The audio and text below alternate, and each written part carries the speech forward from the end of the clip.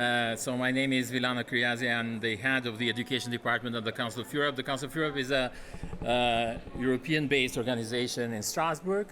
It's a human rights, democracy, and rule of law organization based, and we have 46 member states across the European continent.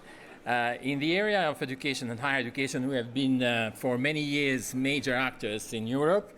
And especially for the recognition of qualification of refugees together with UNESCO.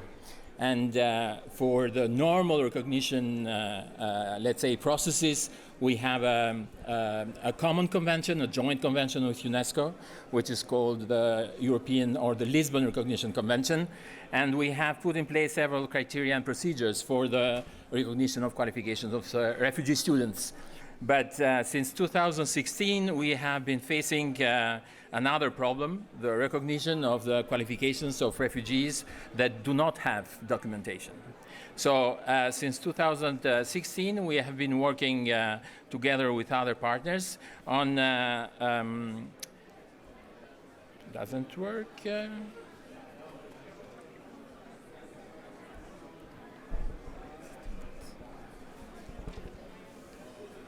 It's here.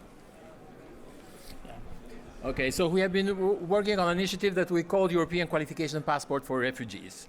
And so what is the European Qualification Passport for Refugees? It's basically a document that every refugee student that doesn't have documentation from the country or from the institution where he or she carried out some or partly the studies can go through the evaluation process with credential evaluators and the information centers throughout Europe that are responsible for recognition of the qualifications of students, generally speaking, in every country, but also for the recognition of qualification of refugee students. So together with some countries, we developed a methodology on the evaluation processes and the possibility to give to all these refugee students that do not have a documentation, a document that is a portable document that can go from one country to another country and then can give access to those students to enter higher education institutions or to find a job in the job market in the different countries. So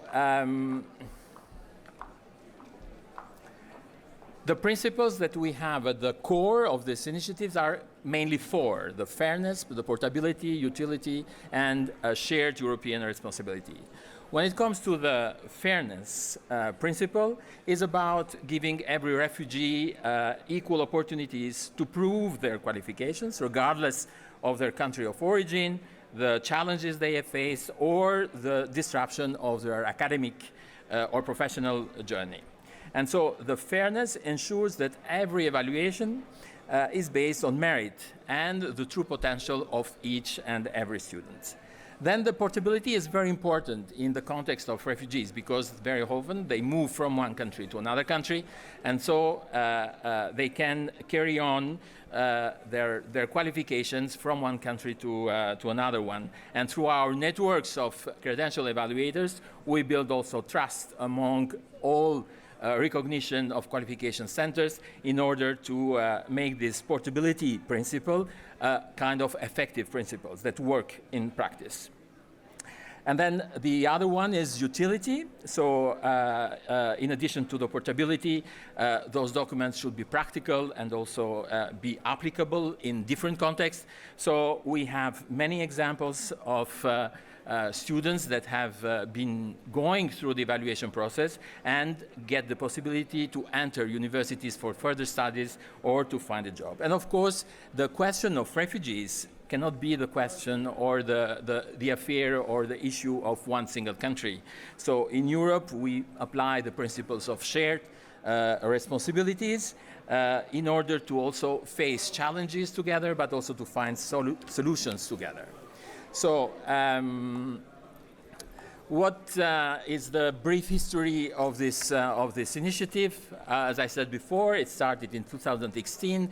At the same year, in 2016, we did also the third monitoring report of the implementation of our joint convention with UNESCO, and that we noticed that almost 70% of countries were not ready to implement the Article 7 of this convention that is connected to the recognition of qualification of refugees. In addition, in 2016, with all the crises that Europe was facing, we had this problem of refugee students without documents. So first, based on the experience developed by Norway and UK, and then by Greece, we started this project. We started the project with 3 countries, and now in 2023, we are almost in the project with 22 countries involved.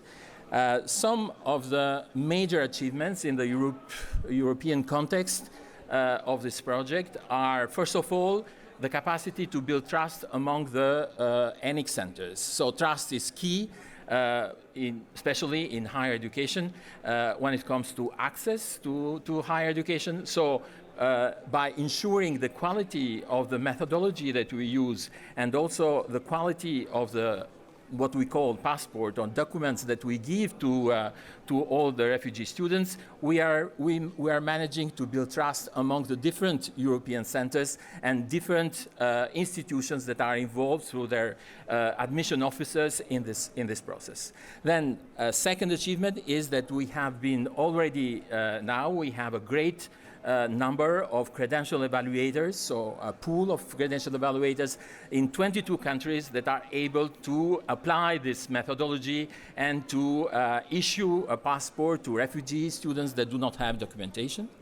And then we support all the 22 countries through training sessions in order to get the major elements of this methodology. And we are also using now blockchain technology in order to ensure portability or to a secure kind of information exchanges between the different European centers when it comes to these documents or this passport that we call them.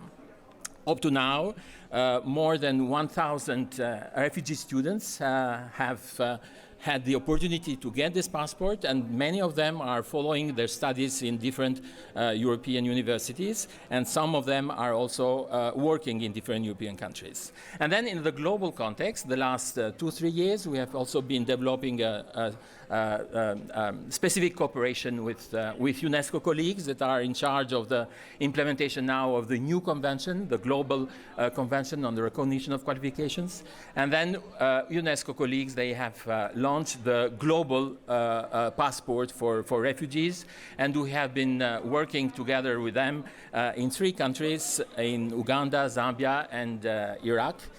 In order to transfer the knowledge and the methodology on the assessment of the evaluation of the qualifications of refugees. And then Italy is hosting this year for the first time refugee students coming from Zambia. So this is also a kind of achievement. 2 weeks ago, I was also taking part in Visa Summit in Doha, in Qatar, and on a specific roundtable, a joint statement together with UNESCO and the UNHCR, and then Asian Development Bank and some other countries. A joint statement was signed.